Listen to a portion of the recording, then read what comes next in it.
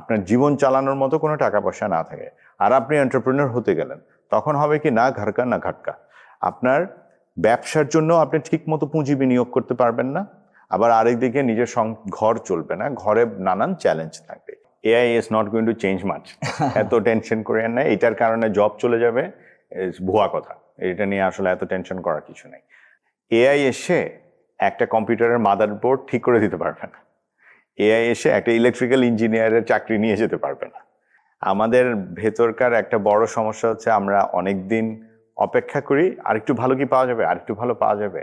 দেরিটা করবেন না, যত দ্রুত আপনি একটা জায়গায় কাজ শুরু করে দিতে পারবেন ততই ভালো। আমি সবসময়ই এনকারেজ করব এক্সট্রা কারিকুলার এবং কো কারিকুলার অ্যাক্টিভিটিসে থাকা, শিখা, নিজেকে ওখানে এক্সপিরিয়েন্স করা। আমি 3.5-এর বেশি সিজিপিএ দেখলে ওই সিভিটা পরে দেখি, আমি একটু ভয় পাই, কারণ সে বেশি স্টুডিয়াস। সিভি সিলেকশনের সময় আমি যে জায়গাটা বারবার দেখি যে তার হবিস কি, তার ইন্টারেস্ট কি, ইউনিভার্সিটিতে থাকার সময় কি কি করেছে, এই জিনিসটা দেখার চেষ্টা করি। বেশিরভাগ ক্ষেত্রেই দেখবেন যে আইডিয়াটা আপনি নিয়ে চিন্তা করছেন, কাছাকাছি আইডিয়া অলরেডি পৃথিবীতে হয়ে গেছে। তো যেটা হয়ে গেছে সেটা নিয়ে স্টাডি করেন।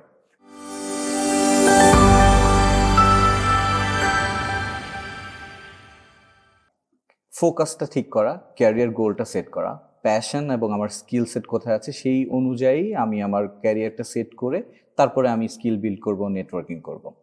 এই জায়গাতে সব থেকে বড় যে দ্বিধায় থাকে সেটা তো আপনি শুরুতেই বললেন যে অনেকে ডিস্ট্র্যাক্ট করে নানা রকম অপশনসগুলো দিয়ে। আবার আমিও কিন্তু সেলফ ডিস্ট্রাকশনসও থাকে। আমার মনে হয় আমি এন্টারপ্রেনার হব, আমার মনে হয় আমি জব করবো মাল্টিন্যাশনাল কোম্পানিতে। দুটোর প্যাশনই হয়তো ইকুয়ালি কাজ করে, একটা সেলফ ডিলেমা তৈরি হয়। এবং আমরা আপনার ক্যারিয়ারে দেখি যে আপনি হয়তো দুটোই পেয়েছেন। আপনার অনেকগুলো স্টার্ট আপসের এক্সপিরিয়েন্স আছে, আপনি মাল্টিন্যাশনাল কোম্পানিগুলোতে লিড করেছেন। সেখান থেকে এই দুটো কি ব্যালেন্স আপনি ইন্টেনশনালি করেছেন, নাকি আপনি কনফিউশন থেকে আসলে এক্সপ্লোর করেছেন? বা এই ধরনের কনফিউশনে যারা ইয়াং আছে আপনার মতো হয়তো সাহসটা পাবে না, কিন্তু আপনি যদি একটু ক্লু ধরিয়ে দেন যে এই ভুলটা আপনি হয়তো করেছেন, করতে পারেন বা নাও করতে পারেন, সতর্ক কোথায় থাকবে স্পেশালি এই ধরনের এক্সপ্লোরেশনে যখন সে এক্সপ্লোর করবে, আর আসলে আসলে সবার পক্ষে পসিবল হবে কিনা যারা এরকম দুটোতেই অনেক প্যাশনেট ফিল করে যে আমি এন্টারপ্রেনার হতে চাই, আবার আমি একটু জব এক্সপিরিয়েন্সও নিতে চাই। আচ্ছা, আমি দুইটা ভাগ করে নিই। প্রথম ভাগটা হচ্ছে যে আমি কি এমএনসিতে যাব নাকি আমি যাব না।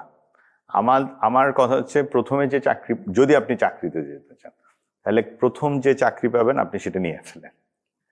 আমাদের ভেতরকার একটা বড় সমস্যা হচ্ছে আমরা অনেক দিন অপেক্ষা করি, আরেকটু ভালো কি পাওয়া যাবে, আরেকটু ভালো পাওয়া যাবে। দেরিটা করবেন না, যত দ্রুত আপনি একটা জায়গায় কাজ শুরু করে দিতে পারবেন ততই ভালো। প্রথম 1-2 বছরে আপনি চাকরি সুইচ করতে পারেন, এটা প্রায় সকল নিয়োগকর্তাই জানেন, এটা সকলেই prepared.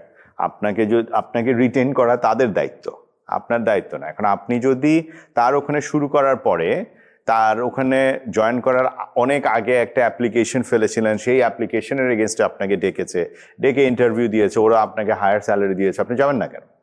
It's a competitive market. But ওই যে আপনি ওইটার চাকরিটা পাবো কিনা এটা চিন্তায় ছিলেন বলে 3টা মাস 6টা মাস ওয়েট করলেন, ডোন্ট ডু দ্যাট। এটা হচ্ছে আমার প্রথম। সেকেন্ড ইস্যু হচ্ছে যে এমএনসি নাকি না।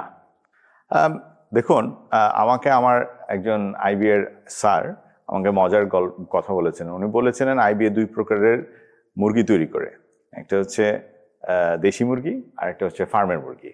2 প্রকারের মুরগি দিয়েই কিন্তু কোরমা রান্না করা যায়, কোনো সমস্যা নেই।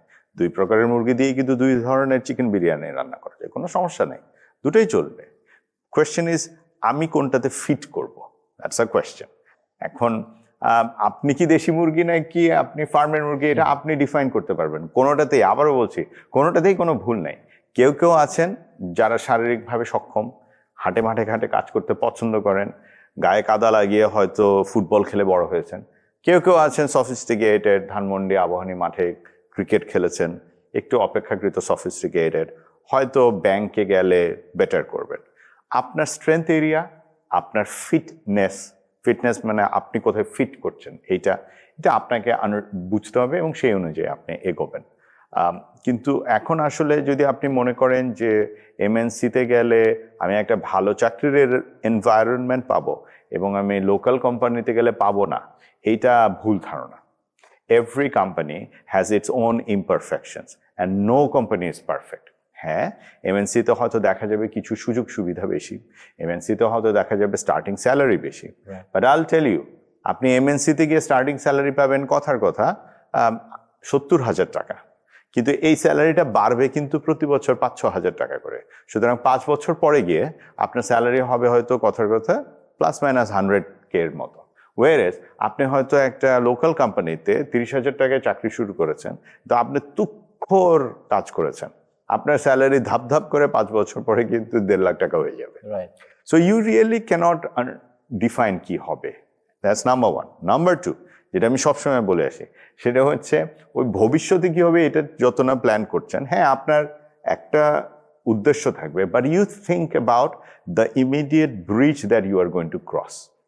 আমি কোথায় পৌঁছাবো সেটা আপনার একটা বড় target, that is true, but ওইটা পৌঁছানো নিয়ে এত বেশি চিন্তা করার দরকার নেই। আপনার এই মুহূর্তের ব্রিজটা ক্রস করার জন্য যতটুকু চিন্তা করতে হয়, সো সামনে যে চ্যালেঞ্জটা আসছে সেটা করবেন। আপনি আমাকে প্রশ্ন করেছেন যে আমি দুইটা ব্যালেন্স করার চেষ্টা করেছি কিনা। আমি দুইটা ব্যালেন্স করার কখনো চিন্তা করি নাই। I never tried to understand কেন আমার কোথাও যাওয়া হচ্ছে। The only thing that always have driven me is that weather I can make a difference. এটা আমাকে সবসময় ড্রাইভ করেছে। সুতরাং আপনি আমার ধরুন BRAC bank being the largest SME bank, সেখানে গিয়ে মার্কেটিংয়ে কিছু করা এবং সেখানে এসএমই উদ্যোক্তাদের জন্য কিছু করা যাবে, বাংলাদেশে আর কেউ করছে না। That's a difference I wanted to make. সেখানে বাংলাদেশে প্রথমবারের মতো একটা এসএমই উদ্যোক্তাদেরকে নিয়ে একটা সম্মেলন করা, এই 64টা নয় 61টা জেলা থেকে, মানে পার্বত্য চট্টগ্রামের যে 3টা জেলা বাদ দিয়ে 61টা জেলা থেকে এসএমই উদ্যোক্তাদেরকে একসাথে ঢাকায় নিয়ে আসা, তাদেরকে রাখা, খাওয়ানো ইত্যাদি ইত্যাদি করা, it was a huge experience for them. But আমাকে যেটা ড্রাইভ করেছে, I could do something there. আমরা প্রথম আলোর অদম্য মেধাবী কার্যক্রমকে বড় করে ফেলেছিলাম। আমরা একই সাথে আবার শিল্প সংস্কৃতিকে নিয়ে কাজ করতে পেরেছি। So Bragg Bank gave me that opportunity. Holcim gave me the opportunity of taking a locally grown concept across the entire ASEAN region rather. So এটা আমাকে কম্পেল করেছে যে ঠিক আছে, আমি তো একটা ডিফারেন্স তৈরি করতে পারছি। So I think that drove me a lot. Number 3, আপনি জিজ্ঞেস করেছেন এন্টারপ্রেনারশিপে যাব নাকি চাকরিতে যাব। আমার রেকমেন্ডেশন আছে আপনি তখনই এন্টারপ্রেনারশিপে যাবেন যখন দুইটা জিনিস আপনার আছে। এক, আইডিয়াটা আপনাকে ঘুমাতে দিচ্ছে না, আপনি সারাক্ষণ ভাবতেছেন এটা করলেই তো হয়, এক। আর 2, আপনি এন্টারপ্রেনারশিপে গেলে আগামী 1 বছর কমপক্ষে যদি লসও খান, আপনার সংসার চলবে বা আপনি নিজেকে চালাতে পারবেন, এই পরিমাণ টাকা আপনার ব্যালেন্সে আছে কিনা। আপনার যদি হাতে কোনো টাকা পয়সা না থাকে, আপনার জীবন চালানোর মতো কোনো টাকা পয়সা না থাকে, আর আপনি এন্টারপ্রেনার হতে গেলেন, তখন হবে কি না ঘরকা না ঘাটকা। আপনার ব্যবসার জন্য আপনি ঠিক মতো পুঁজি বিনিয়োগ করতে পারবেন না, আবার আরেকদিকে নিজের ঘর চলবে না, ঘরে নানান চ্যালেঞ্জ থাকবে।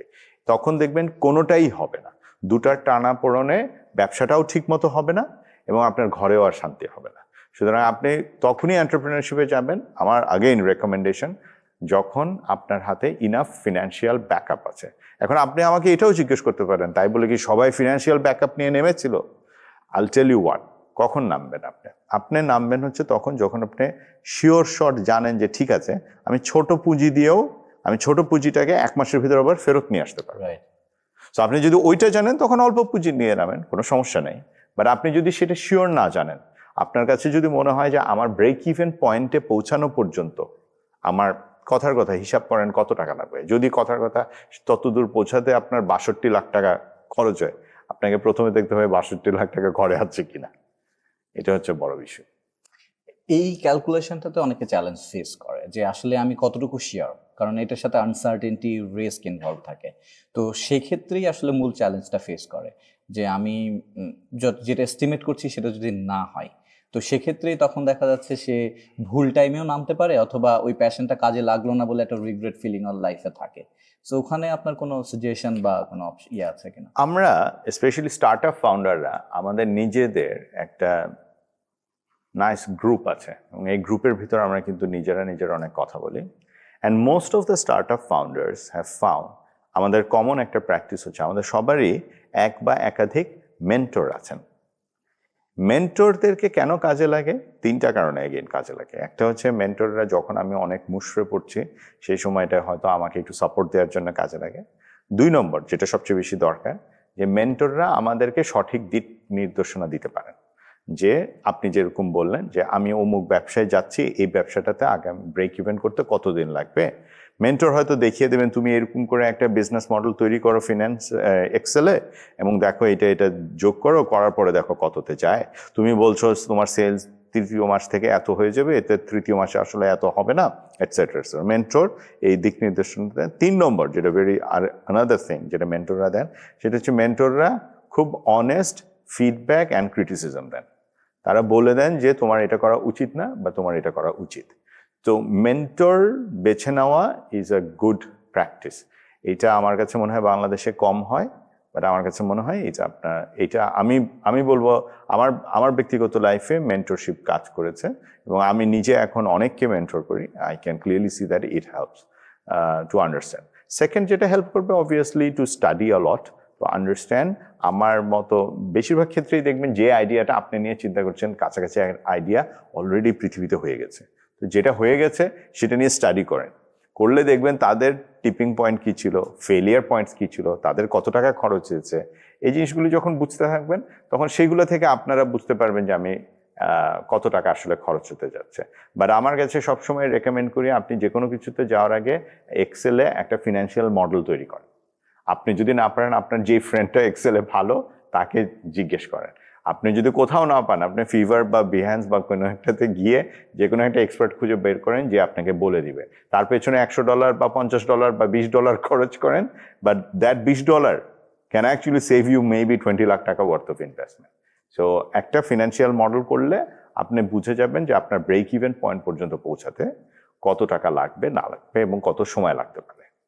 আমি একটা পয়েন্ট পিক করেছি এখানে, আমি মনে করিয়ে দেবো দর্শকদেরকে যে অনেক সময় আমরা মেন্টর সিলেকশনের সময় যারা খুব মিষ্টি মিষ্টি কথা বলে, আমার প্রত্যেকটা বিষয়কে অ্যাপ্রিসিয়েট করে, তাদেরকে আমরা আসলে চুজ করি। কিন্তু ভাইয়া রাইটলি বলেছেন যে মেন্টররা বেশিরভাগ সময় অথেন্টিক ফিডব্যাক দেয়, সেই আসলে অথেন্টিক মেন্টর যে আপনাকে ভুলটা ধরিয়ে দিচ্ছে, আপনার কমতিটাও বলছে। সো অনেক সময় তিতা লাগতে পারে, বাট মেন্টর চুজ করার ক্ষেত্রেও কিন্তু সতর্ক থাকতে হবে।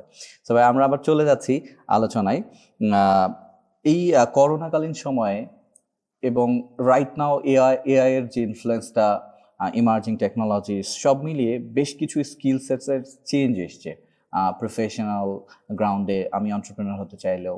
সো এই স্কিল সেটের চেঞ্জের কারণে ইউনিভার্সিটির স্টুডেন্টরা বেসিক্যালি, আপনি জানেন যে আমাদের ইউনিভার্সিটি টিচিং লার্নিং একটু ডিফারেন্ট। আমরা অনেকখানি নির্ভর করি লেকচার বেসড লার্নিংয়ে, বুক বেসড লার্নিংয়ে, বাট এক্সপেরিয়েন্সিয়াল লার্নিং বা স্কিল ডেভেলপমেন্ট এক্ষেত্রে স্টুডেন্টরা একটু কনফিউজ থাকে। যেমন ওরা অনেক সময় বলে, আমি টিচার হিসেবে শুনেছি যে স্যার আমি এরকম অনেক কিছুর সাথে ইনভলভ হচ্ছি কিন্তু আমাকে অনেকে ডিসকারেজ করছে, ইভেন আমার ক্লাসমেটও আমার টিচারও। সো আমি এখন কী করবো? আমি কি আসলে শুধুই স্টাডিতে ফোকাস করবো, আর should we do something extra with my classroom studies? তাদের জন্য কিছু বলবেন কিনা, ইউনিভার্সিটিতে যারা পড়ছে আগামীর জন্য? দুইটা ব্যাপার। Number 1, AI is not going to change much. এত টেনশন করেন না, এটার কারণে জব চলে যাবে, ভুয়া কথা। এটা নিয়ে আসলে এত টেনশন করার কিছু নেই। AI is going to make our jobs easier. The same jobs that we do will become easier. Listen, AI এসে একটা কম্পিউটারের মাদারবোর্ড ঠিক করে দিতে পারবে না। AI এসে একটা ইলেকট্রিক্যাল ইঞ্জিনিয়ারের চাকরি নিয়ে যেতে পারবে না। So don't think about that. AI will simplify. আগে একটা প্রোগ্রাম লিখতে বা আগে একটা অ্যাপ বানাতে কথার কথা 6 মাস সময় লাগতো, এখন মেবি সেটা কথার কথা মেবি এখন ওটা 1 মাসের হয়ে যাবে বা something like that. So AI will eventually be used towards making our lives easier. That's number 1. Number 2 হচ্ছে আমি সবসময়ই এনকারেজ করব এক্সট্রা কারিকুলার এবং কো কারিকুলার অ্যাক্টিভিটিসে থাকা, শিখা, নিজেকে ওখানে এক্সপিরিয়েন্স করা। এটা আমি সবসময় বলবো, বিকজ ক্লাসরুমে যা পড়ানো হয়েছে ভার্সেস রিয়েল লাইফ যেটা, এটা সবসময়ই ডিফারেন্ট হবে। এটাই নিয়ম, এটাই হয়ে আসছে। So once you acquire some new knowledge from some other courses or other activities, হ্যাঁ থ্যাংক ইউ, অ্যাক্টিভিটিস থেকে, that always is a treasure. আমি আমি বলবো না যে বেশিরভাগ রিক্রুটার আমার মতো করে, বাট আমি 3.5 এর বেশি সিজিপিএ দেখলেও ওই সিভিটা পরে দেখি। আমি একটু ভয় পাই, কারণ সে বেশি স্টুডিয়াস, এটা পরে দেখি। আমি বললাম তো 3 to 3.5 এর ভিতরে যারা থাকে তাদেরটা দেখি। সিভি সিলেকশনের সময় আমি যেই জায়গাটা বারবার দেখি, বা আমি অনেক সময় সব কিছুর আগে গিয়ে যেটাতে আমি সেকেন্ড পেজে চলে যাই বা নিচের দিকে চলে যাই, যে তার হবিস কি, তার ইন্টারেস্ট কি, সে ইউনিভার্সিটিতে থাকার সময় কি কি করেছে, এই জিনিসটা দেখার চেষ্টা করি। The reason I am saying is that ইউনিভার্সিটিতে সে যত বেশি অ্যাক্টিভিটিস করেছে, তত বেশি সে নিজেকে গ্রুম আপ করেছে, তত বেশি সে নিজেকে রিয়ালিটির জন্য তৈরি করেছে। সো তাকে আমার ইজিয়ার হবে to put in a challenging job than a very studious ছেলে যে হয়তো এমনি পড়ে আসে। বাট তাই বলে আমি আবার ছোট করছি না, অনেক স্টুডিয়াস ছেলে কিন্তু অলরাউন্ডারও হয়। সো এরকম ভাবার কোনো কারণ নাই যে ডিগ্রি মানে আমি রেজাল্ট ভালো করবো না। Please do, you should not compromise, but my sole request to you will be, again, find your passion point and try to do more activities in that passion point. So if you love photography but you are studying, let's say, CSE, nobody is stopping you from getting enrolled into a photography club, or let's say doing a photography course. You are excellent in social media and you understand mobile phones awesome. There is no harm in learning an iPhone photography school and try to understand যে iPhone আমি কিভাবে করে একটা চমৎকার ছবি composition করতে পারি। So you can always enhance your skill, but more importantly, as I'm saying, get involved into activities as much as you can. I'll tell you my own experience. আমার ফার্স্ট কাজ এসেছিল একটা এক্সট্রা কারিকুলার অ্যাক্টিভিটিস থেকে।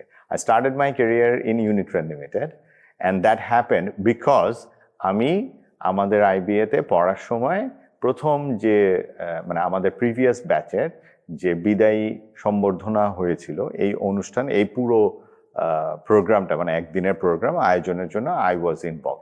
সেটার ইনভলভমেন্টের কারণে I had to go to Unitrend Limited for various sponsorships and marketing activities, and Unitrend Limited picked me up as one of my teachers, শ্রদ্ধেয় ফারহাত আনোয়ার স্যারকে, doctor Farhat স্যারকে ওনারা বলে পাঠিয়েছিলেন এই ছেলেটা কি আমাদের সাথে কাজ করবে, and that's how I landed in my first opportunity. Interestingly, because of Unitrend, I got my next opportunities. Holcim Cement knew me because I used to handle an account of Holcim there. So তারা যখন Hyundai থেকে Holcim হবে, তখন যখন জানলো যে আমি Unitrend ছেড়ে দিচ্ছি, that's when they say যে 𝗵𝗵𝗃 রাজা বলেছিল, why don't you come over and take care of my marketing. So Holcim's পরে, let's say, MGH Group knew me again because of Unitrend Limited, because Unitrend-এ থাকাকালীন অবস্থায় আমি MGH এর Kodak অ্যাকাউন্ট দেখেছি এবং অন্যান্য অ্যাকাউন্ট দেখেছি। So your work is going to take you to places, and that work is not necessarily a job or a career. That work actually is the activities that you start from your university days or even earlier. You're always remember that is going to take you there. আরেকটা জিনিস যেটা আজকালকার স্টুডেন্টসরা বা আজকালকার generation হয়তো under estimate করে, সেটা হচ্ছে the power of networking. Oh, I wanted to mean it. Did you mean networking? Yes. Networking, আমি যেমন কখনো কোনো সম্পর্ক কোনোদিন বার্ন করব না, আমি সবসময় টাচে থাকবো। আমি প্রায় প্রত্যেককে তার জন্মদিনে বছরে একবার হলেও উইশ করি। এটার কারণটা হচ্ছে I want to stay in touch. একটা মানুষের সাথে একটা সম্পর্ক হচ্ছে, কোন দিন যে কে কোত্থেকে এসে কি কাজে লাগবে, ইউ নেভার নো।